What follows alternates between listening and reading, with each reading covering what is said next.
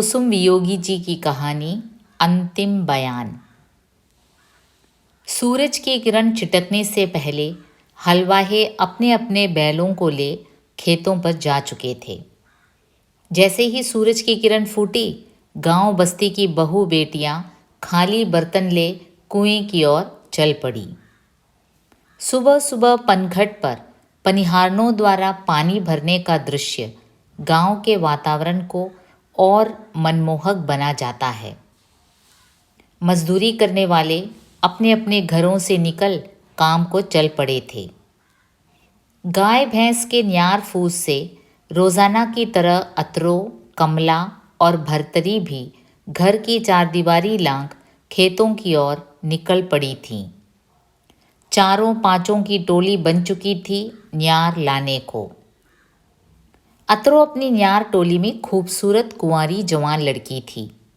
कमला और भरतरी दो दो चार चार बच्चों की माँ, लेकिन अतरो रिश्ते में ननद लगती थी चारों की। जब कभी मस्करी सूझती तो तीनों चारों मजाक कर लेती अतरो से। सूरज कुछ ऊपर चढ़ने के कारण गर्मी अधिक बढ़ चली थी। गांव के प्रधान का लड़का अतरो पर मिट चला था। उसकी आए दिन की हरकतों को देख कमला और भरतरी उसकी मंशा भांप गई थी, लेकिन अतरो से कुछ न कहती। राजेंद्र अतरो को देख दूर से ही प्यास बुझा लेता, परंतु ओंठ सूखे के सूखे रह जाते। जब भी ये टोली न्यार काटने जाती तो राजेंद्र गांव के टीले पर मजनू सा बैठा मिलता। रास्ते में जो पड़ता था और पास ही उसके खेत थे। खेत क्या राजेंद्र के बाप के थे? छोटी मोटी रकम की ऊनी दूनी ब्याज लेकर और न देने पर बेनामा प्रधान अपने नाम करा लेता।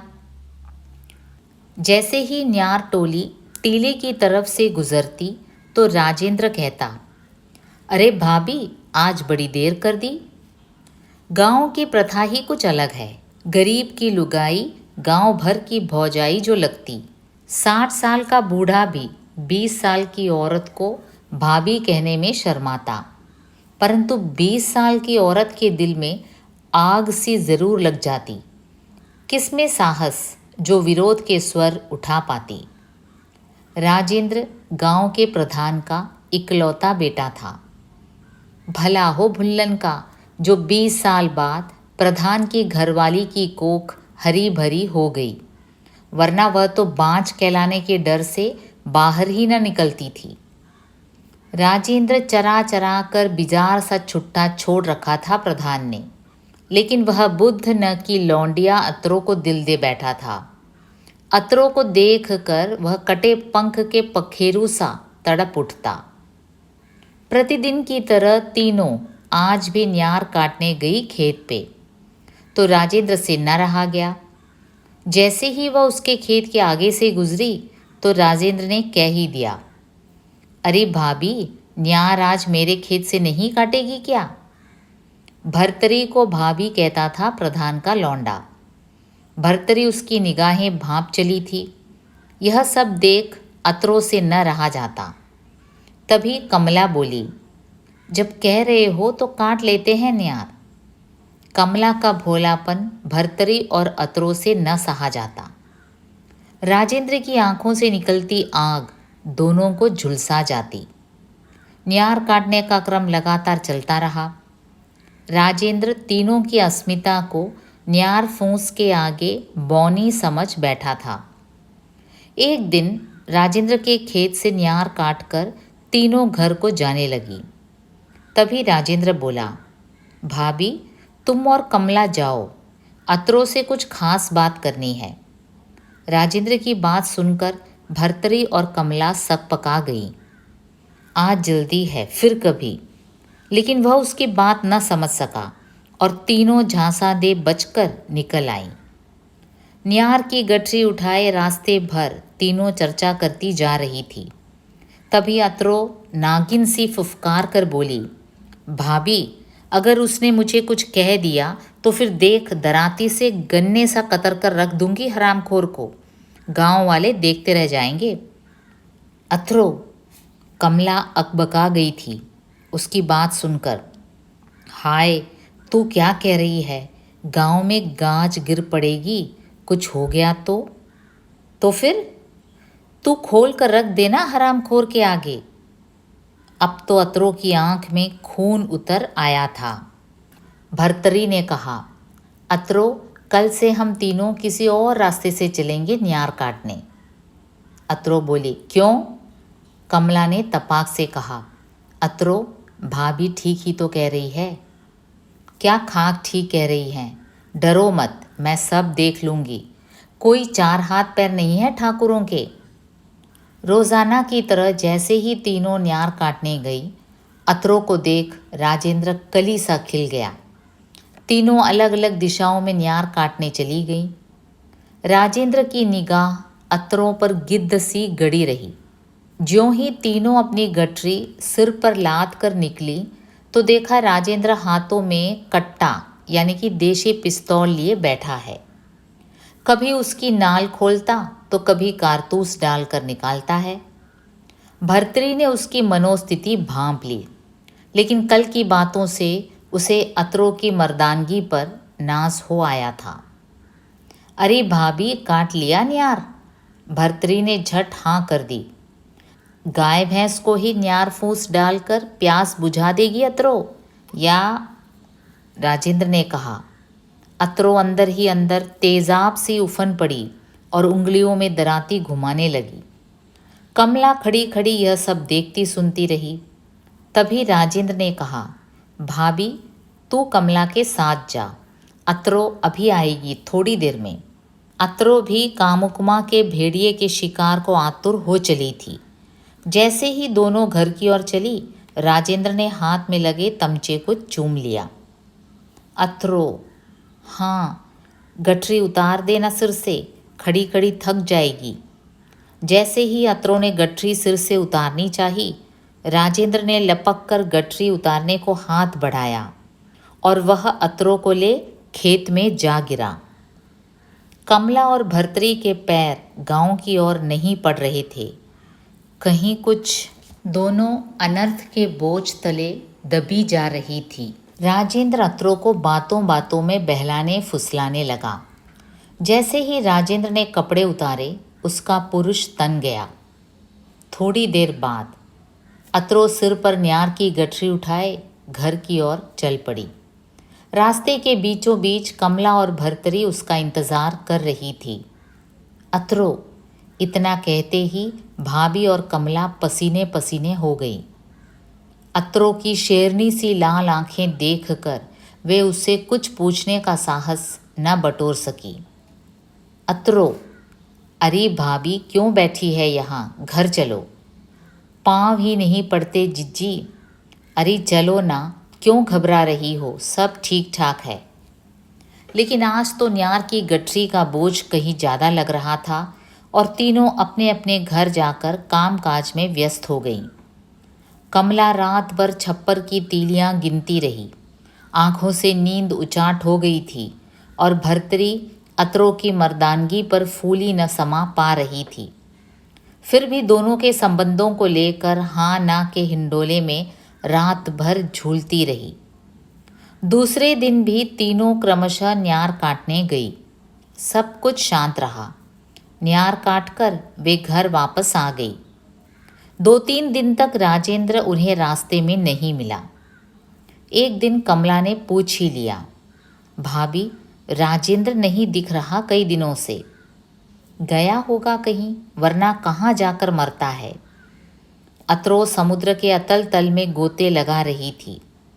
राजेंद्र जब 2-3 दिन तक वापस नहीं आया तो गांव में हलचल मच गई। कहाँ गया राजेंद्र, कहाँ गया? तभी गांव के थाने में प्रधान ने गुमशुदगी की रपट दर्ज कराई। भर्तरी और कमला का रोम रोम सिहर उठा था, लेकिन वे एक दूसरे से कुछ कह न सकी। चौथे दिन सूरज की किरण फूटी भी न थी कि कुएं में पड़ी लाश की खबर गांव में फैल चुकी थी। पुलिस की सायरन बजाती गाड़ियों की सी साई की आवाज़ ने गांव को ढक सा लिया था। गांव के लोग कुएं के पास जंगल के पेड़ से उग चले थे। प्रधान और गांव का सरपंच पुलिस को लेकर कुएं के पास पहुंचे, जिसकी सूचना गांव का जमादार पुलिस को पहले ही दे चुका था। कुएं में पड़ी बेटे की लाश देखकर प्रधान बेहोश होकर गिर पड़ा। दूसरी तरफ पुलिस जंगल सी उगी भीड़ पर लाठियां भांजने में मशगूल थी। इतने में प्रधान की घरवाली का जबड़ा भिज गया। कोई मुंह में पानी डाल रहा था तो कोई पंखा सा बनाकर कपड़े से झल रहा था। कैसा कहर बरपा था। लेकिन भर्तरी और कमला यह सब सुन पत्थर हो गई थी। अत्रो रोजाना की तरह अपने काम काज में मस्त थी। जैसे ही पुलिस ने कुएं में कांटा डाला तो लाश कांटे में मछली सी फंस ऊपर उठ आई। जैसे ही फूली लाश पानी से बाहर निकाली गई, लाश की बदबू से सारा वातावरण गंधिया गया। सबने अपने अपने मुंह कपड़े से ढांप लिए। कैसी विडंबना थी। लाश का पंचनामा करने जैसे ही दरोगा आगे बढ़ा, भीड़ उसके पीछे पीछे हो चली। तभी सिपाही ने लाठी हवा में तैराई और भीड़ पीछे हट गई। लाश को देख घड़ी की सुई थम सी गई थी। कुएं की मुंडेर पर लगे नीम के पेड़ के ऊपर बैठे कौओं की कांव कांव की आवाज़ वातावरण को और कर्कश बनाए जा रही थी। 3-4 सिपाहियों ने लाश के टांग हाथ पकड़कर बोरे की तरह उसे जीप में पटक दिया। सारा का सारा गांव स्तब्ध हो गया। जीप में लाश को डलवाकर दरोगा सिविल अस्पताल की ओर बढ़ा तो धुआं और गर्द गुबार से पगडंडी धुंधला गई। पीछे पीछे गांव के लोग अपनी अपनी सवारी से सिविल अस्पताल की ओर दौड़ चले। सिविल अस्पताल गांव से 1 मील की दूरी पर ही स्थित था। धीरे धीरे अस्पताल के आंगन में मजमा सा जुड़ गया। बड़े बूढ़े बीड़ी सुटिया सुटिया कर घटना पर चर्चा कर रहे थे। कोई आत्महत्या बताता तो कोई हत्या। जितनी मुंह उतनी बात। सब अपना अपना आकलन प्रस्तुत कर रहे थे। कोई सरपंच प्रधान को ढांढस बंधा रहा था तो कोई कुछ और कह रहा था। गांव वालों को मामला कुछ अधिक गंभीर नजर आ रहा था। राजेंद्र को ऐसा क्या हुआ जो कुएं में? सारे दिन के थके हारे लोगों की भूख से आते मरोड़ खाने लगी थीं। चोरी चुपके एक एक करके लोग चाट पत्ते चाटने चले जाते और आकर टोली में बैठ बीड़ी सुटियाने लग जाते। सिविल अस्पताल में बीड़ी के टोंटों का ढेर लग गया था। दोनों खोमचों वालों की मौज हो गई थी।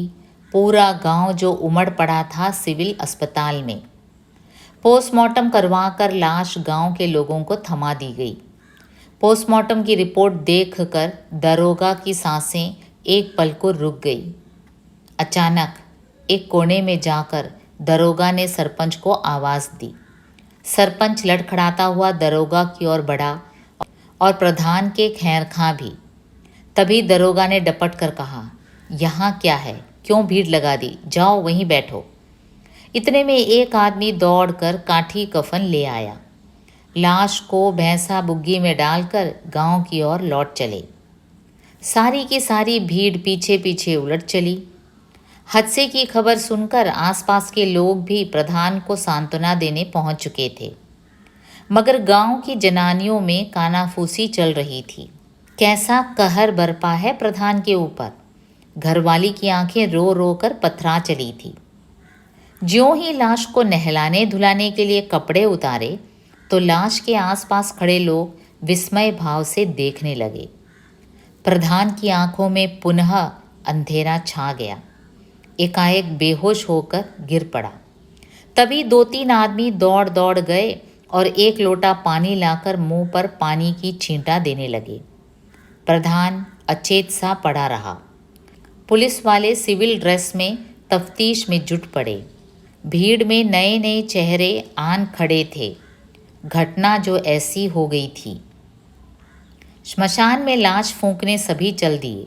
नंगी लाश देखने वालों के मुख से उफ तक न निकल सकी और लाश गांव के श्मशान में फूंक दी गई। परंतु पुलिस पोस्टमार्टम की रिपोर्ट देखकर हरकत में आ गई थी। मामला हत्या का है या आत्महत्या का, इसी को सुलझाने में जुटी थी।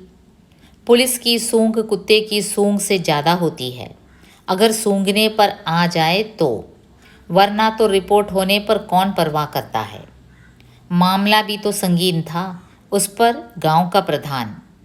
पुलिस को हरकत में आना ही था। शक की सुई गांव पर जा टिकी थी। गांव के लोग पत्ते सा थर थर कांपने लगे थे, मानो जुबान को लकवा मार गया हो। तफ्तीश करते करते पुलिस की गाज अतरों पर जा गिरी। तभी पुलिस ने अतरों को हिरासत में ले लिया। अतरों को थाने में चलकर बयान देने को कहा। गांव की लड़की को थाने में जाता देख गांव के लोग एक होने लगे थे। गांव के एकत्रित लोगों ने समवेत स्वर में कहा, दारोगा जी, जो बयान लेना है यही गांव के सामने लो। सातों जमात की बेटी गांव की भी बेटी होती है। तभी दरोगा तुनक कर बोला, चिंता मत करो, बयान लेकर इसे छोड़ देंगे। 2-4 आदमी चलना चाहो तो चलो। परंतु गांव में आज तक ऐसा न हुआ था जो गांव की लड़की बयान देने थाने कचहरी जाए। बहन बेटी तो सबके हैं। तभी अतरो तिड़क कर बोली, दारोगा जी, बयान चाहिए। अतरो की बात सुन गांव वाले पत्थर के बुत हो चले थे। भरतरी और कमला का तो लहंगा ही गीला हो चला था। तभी अतरो दहाड़ कर बोली, गांव वालों और सिपैया, तू भी सुन, बयान चाहिए, ज़रूर दूंगी, ज़रा रुक। ज्यों ही अतरो अपने घर की ओर दौड़ी तो पुलिस पीछे पीछे दौड़ चली। कहीं तभी गांव के सरपंच ने कहा, दरोगा जी, पीछे मत दौड़ो। और दरोगा वहीं टट्टू सरीखे ठिठक कर रह गया। जैसे ही अतरो कागज़ का बंडल लेकर आई, दरोगा की बाँछें खिल गईं। अतरो जंगल सी उगी भीड़ के बीच आकर बोली, गांव वालों सुनो, दरोगा को बयान चाहिए तो सुनो मेरा बयान।